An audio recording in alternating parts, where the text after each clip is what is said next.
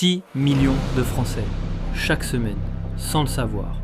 Ils poussent la porte d'un magasin appartenant à la même famille. Auchan, Decathlon, Leroy Merlin, Kiabi, Boulanger, Noroto, Flunch. 10% de toutes les dépenses des Français.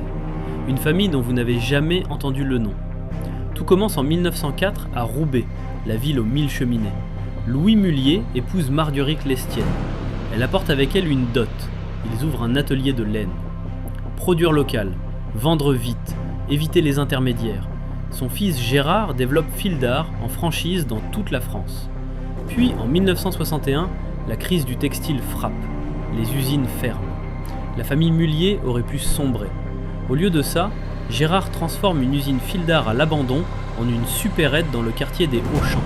Il l'appelle Auchan. Nous sommes une famille d'industriels, pas des épiciers. Tu as 3 ans, pas un jour de plus. Gérard part apprendre auprès des meilleurs, Carrefour, Leclerc. Il comprend une chose essentielle. Ce ne sont pas les marges qui font la richesse, ce sont les volumes. Il vend du whisky au prix de l'eau. Les hommes viennent, puis leurs femmes, puis toute la famille. La machine Auchan est lancée. Mais Carrefour, lui, ira en bourse.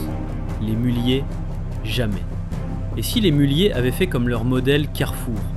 Les actions s'envolent le jour de l'introduction. Les 1500 héritiers deviennent publiquement identifiables, taxables, visibles. Le pacte signé à Ostende en 1955, tous dans tout, ne résiste pas au fonds d'investissement. Les marges priment. Les 650 000 salariés ne sont plus une priorité. Et quelques années plus tard, un investisseur discret rachète des blocs d'actions éparpillés sur le marché, exactement comme il l'avait fait avec Hermès. Son nom, Bernard Arnault. Auchan, sous pavillon LVMH, Decathlon, revendu à un fonds américain. L'Empire, 100 milliards de chiffre d'affaires, plus que LVMH, démembré en 10 ans. Mais les Mullier ont dit non à la bourse, non aux Mercedes, non aux jets privés, non aux interviews.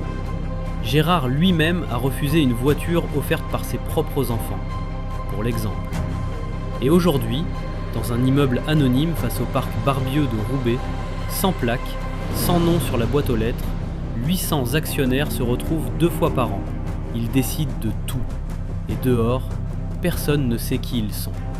100 milliards de chiffre d'affaires, protégés par une seule phrase. Le bruit ne fait pas de bien, le bien ne fait pas de bruit. Abonne-toi, chaque semaine, une décision qui aurait tout changé.